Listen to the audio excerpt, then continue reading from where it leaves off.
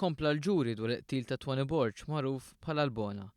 Alan Gallia qed iwieġeb mhux ħati għal żewġ kapi ta' akkuża, dik ta' omiċidju volontarju u li kellu fil-possess tiegħu sikkina mingħajr il-liċenzja tal-Kummissarju tal-Pulizija. Franz Borg u l-Bona li kien qed jixhed qal li dakinhar tal-inċident mar sal-każin tal-Partit Nazzjonalista ħaġa li familtu kienet tagħmel regolarment. Qal li mar il-każin il-ħabta 11 ta' filgħodu u l-Bona u t-tfajla tiegħu waslu ftit tal-ħin wara. Aktar tard, ix-xutra lil Bona bil-mobile ma' widnieh ħdejn il-van tiegħu u semu jgħajjed. Kif ħareġ ra lil Alan Gallia ġej bis-sikkina f'idejh. Il-Bona fetaħ il-van u ħareġ arma.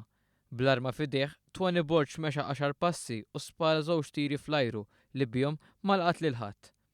U rema l-arma u mexa l fuq fejn kien hemm l-akkużat. Franz Borg qal li fhim minnhom Tony tfixkel fil-bankina u waqa'. Żied jgħid li kien f'dak il-mument li Gallia ta' żewġ daqqiet ta' sikkina lil Tony u laqtu f'saqajh, imbagħad taħ daqqa f'daru u oħra f'qalbu.